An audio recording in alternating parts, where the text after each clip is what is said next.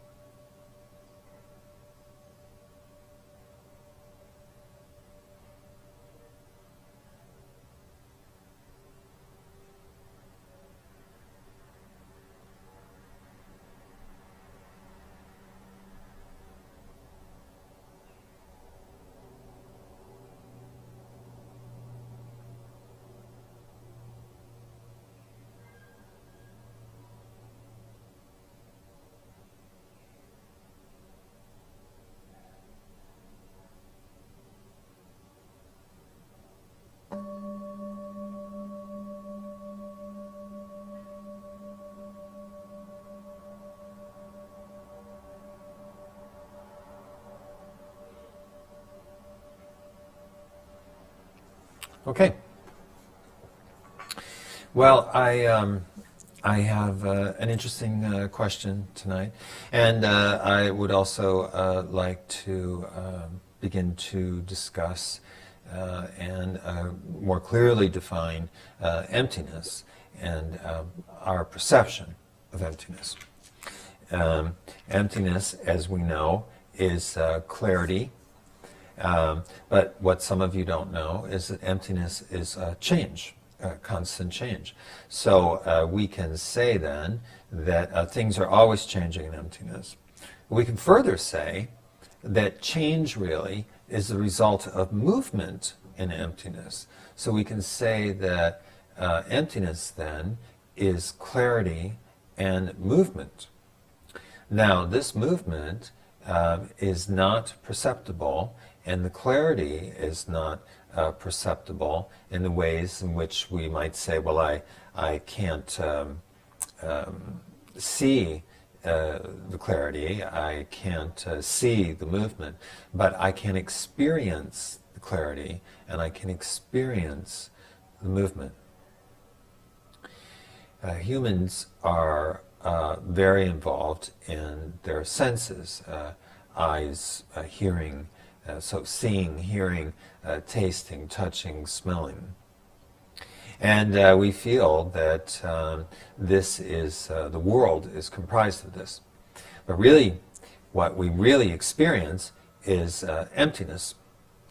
We're mind, we have the ability to be cognizant, make decisions, and as such, we find ourselves constantly, on a constant basis, dealing with emptiness all day long. Streams of appearance. We can say that appearances, as we know, are all things that we recognize. This is an appearance, whether it's a taste or something that we see or something that we hear, something that we smell, something that we think about, thoughts we have. These are all appearances. And these appearances then become what we call forms.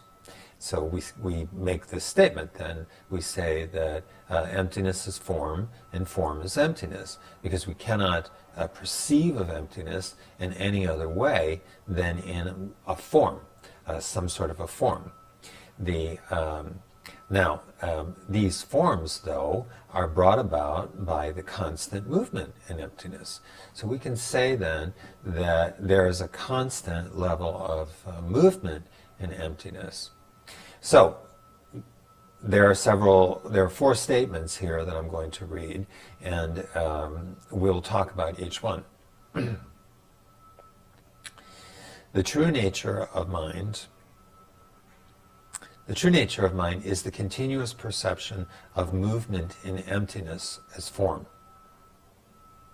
So, what our mind does then is it continues to experience emptiness, and it continues to take this experience of emptiness and see or experience a chain or a stream of appearances or a stream of form. We see different forms.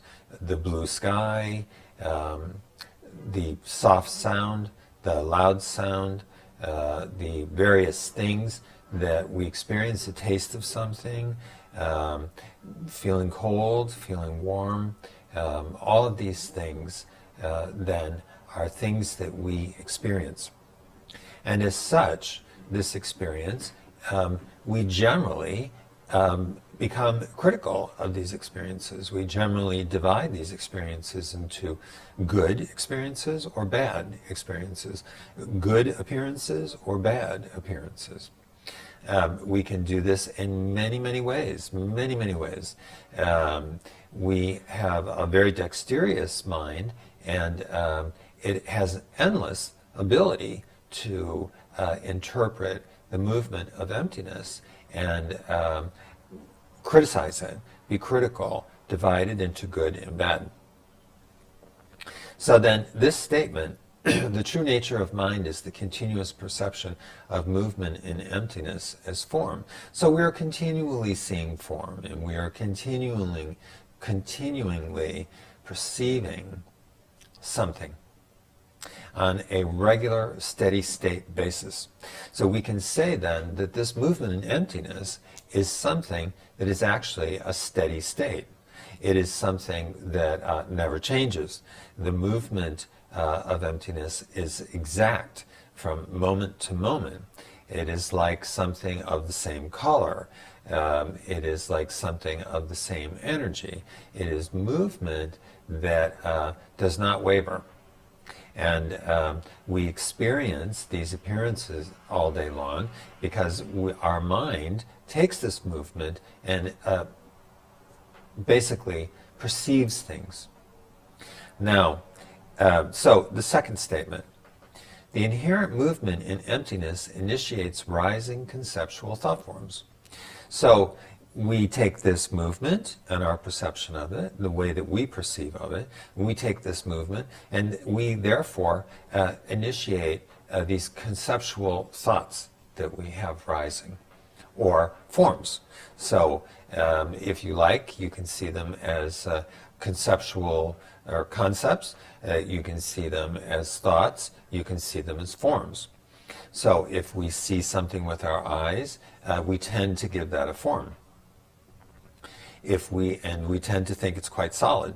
If we hear something with our ears, we tend to give that a form. This is music that I like, this is a voice that I like, this is a voice that I'm not sure about, I don't care for, this is music that I don't care for, that sort of thing.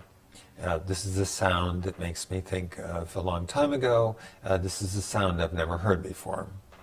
So we take these things, and each one of these things then becomes a form or a rising appearance in our mind.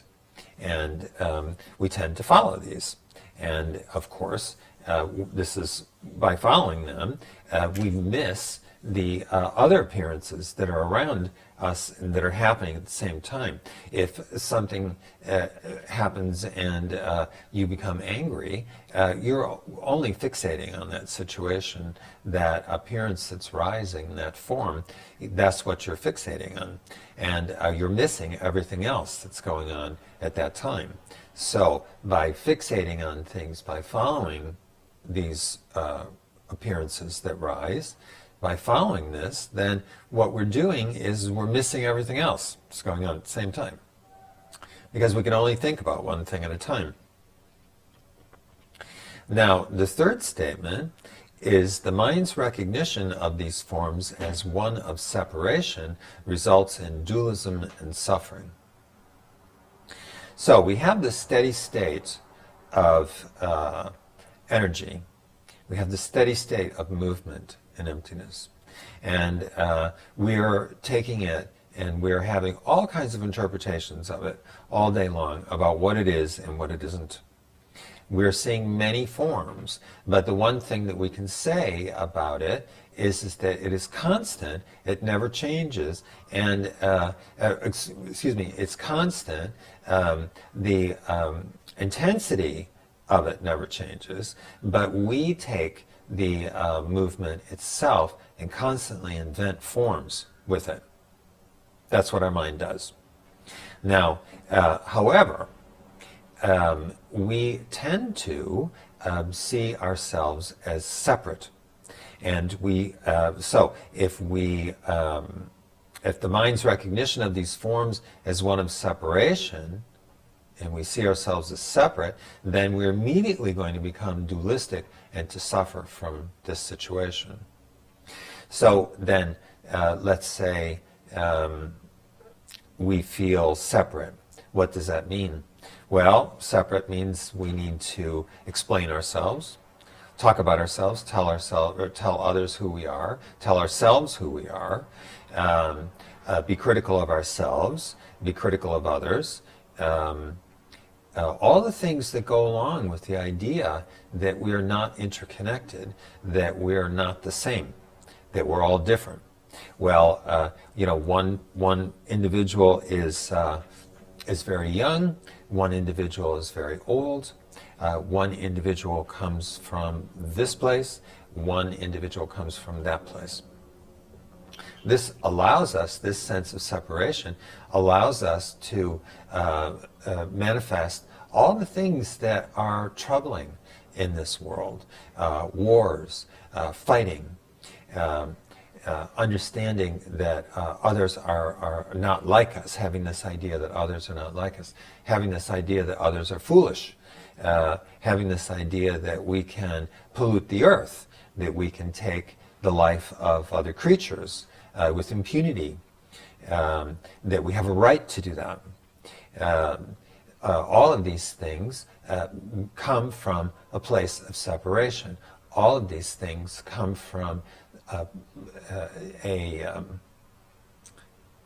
area of dualism. We're dualistic, and we're habitually dualistic. So separation, then, the sense of separation that we have, is what causes us great suffering.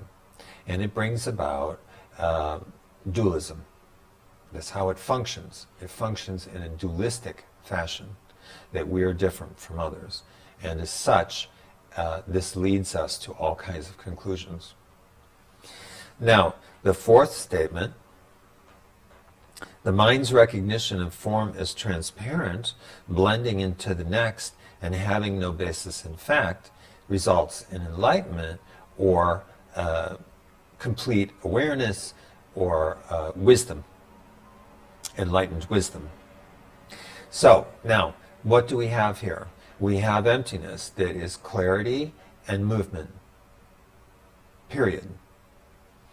We have mind, which is the ability to be cognizant and is also clear. Now, within mind, appearances rise on a constant basis because we are a reflection, or we are reflecting the movement in emptiness. So the movement in emptiness is a constant state, a steady state. We can think of it as a steady state. If we're walking down the street and suddenly we have a pain in our knee, that is the next appearance that comes in the steady state. That's what our mind has done with the movement. The movement has created, we're creating the pain in our knee. Now the pain in our knee goes away and we realize that we need to rush to get to work or wherever we're going, that sort of thing. And that being the case, then we need to realize that all of these things are something that are brought about by the movement of emptiness, and all of these things are something that we are experiencing in a ready state, a constant state, a steady state of movement and emptiness. So we go from one to the next, to the next, to the next. We flow from one to the next one, to the next one. Now what we can say then is if truly we are flowing from one to the next, then the other aspect of it is that are they really any different? Are these appearances that we're experiencing, are they really any different from each other? Aren't they simply more movement of emptiness? Isn't it just one more thing, ultimately? So, we have this movement, and we have this steady state of movement. We can even think of it as pulsing, just something that we are constantly dealing with, and our mind continues to perceive appearances in it, whatever they may be. I'm cold, I'm warm, it's a beautiful day, it's a raining day, I'm tired, I have a lot of work to do, I have to speak to so-and-so, there's something that I have to take care of, I have to negotiate something, I have to get something fixed, I have to do this or that. All the things that we do with our day, but we can say that these things occur with a constancy. Appearances come to us with a constancy. They never stop. They are always the same intensity. Some may appear to be calmer, and some may appear to be more excitable, but the movement does not change. The movement is constant, a steady state of movement that we deal with on an everyday basis. So, when we deal with these with a sense of separation, we get into trouble. Right away, we become dualistic. Right away, we begin to divide into good and bad.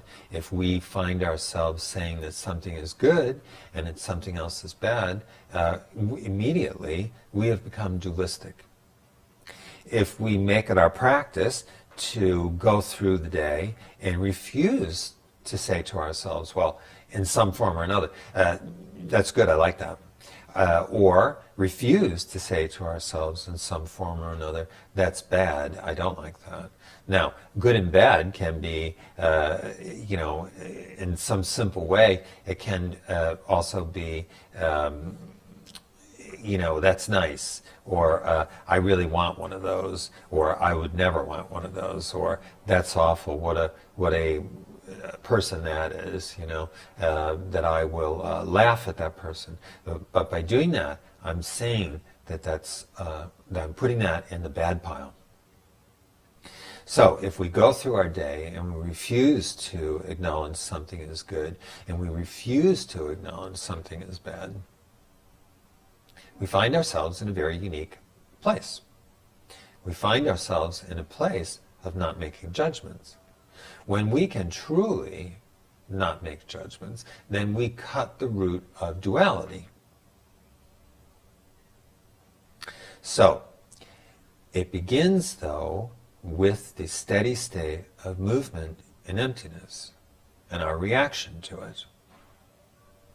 If we react to it and we build castles all day, or if we have self-hatred all day, or if we become very critical of those around us, we live in a very critical culture. In some ways, it is a very, at times, a very self-hating culture. This is the culture of suffering. This is the culture, dualistic culture. All human beings are dualistic, habitually. All creatures are dualistic. But we have great good fortune as human beings, because we have the ability to be cognizant, and we have the ability to understand the nature of emptiness and how we respond to it, and how we can respond to it. We can respond to emptiness in an enlightened way, and not a habitual, dualistic way, one of separation. So, we want to end our sense of separation with the world, and we want to, with others, and we want to understand that in emptiness we're all completely interconnected, and total integration and completely interconnected with all other living creatures. So if we're dualistic, of course, this allows us to create wars, take the lives of other creatures with impunity, be proud of it, to interrupt the life of a creature and put its head on your wall. Because who knows why? Some manufactured thought, dualistic thought about why this is a good thing. It's not a good thing. We are completely interconnected with creatures, all creatures, and we're completely interconnected with emptiness. So the movement of emptiness is something that we respond to, and we respond to this by experiencing appearances and experiencing form. So form of one nature or another. Now, that's a lot to think about, and please consider it. It's something that I will talk more about. So the question for this week is, and we'll answer it with movement and emptiness answer. I get frustrated, this is the question, I get frustrated at work because I feel like a lot of people are lazy and don't carry their weight, so I always have to do twice the amount of work because they don't do theirs. I feel like I spend most of the day annoyed because of this. I can complain to management about everyone, but is there another, better way to deal with this situation? Well, the first way is to see that you're taking the movement of emptiness and you are responding to it in a dualistic way. You are seeing things that you feel separate you, and you are seeing yourself as separate from these things. Even if these people don't do work, they're just part of the movement of emptiness, they're just part of the appearance there. If you find yourself doing all the work, then probably if you can get another job where it's not as hostile an environment, but if you have to be there, then you need to know that this is simply your interpretation of the movement of emptiness at that time.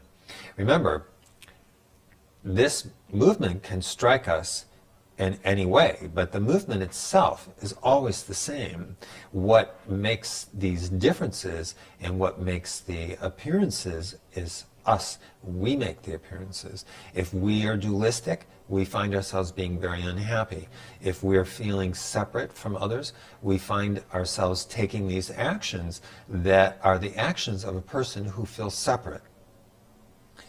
Liking, disliking, being critical. These are all the actions and aspects of being separate, that someone is separate in this life. Now, that said, I would like to go back over it one more time so you have a greater working aspect. And so I'll read the statements again. The true nature of mind is the continuous perception of movement in emptiness. And we perceive that as form or appearances. The inherent movement in emptiness initiates rising conceptual thought forms. So this movement, our reaction to this movement, is to constantly have thoughts rising, constantly be seeing appearances, constantly dealing with the movement as appearances and as forms that come to us. The mind's recognition, next statement, the mind's recognition of these forms as one of separation results in dualism and suffering. Because we feel separate, which is our most difficult thing, because we feel separate, we then find that we become dualistic, we become self-protective, we become critical, we see differences where there are no differences. All people are completely interconnected. What we share with other creatures is the fact that we were born and the fact that we will pass away. There is no difference between us and them. We take a different form. Our form is the form of a human being. Theirs is a dog, a fish, a cat, an insect. But other than the form, there is no difference in these people. And besides, we have to look at this and think that these things that come to us is just our interpretation of the movement of emptiness, and it has no greater basis in fact.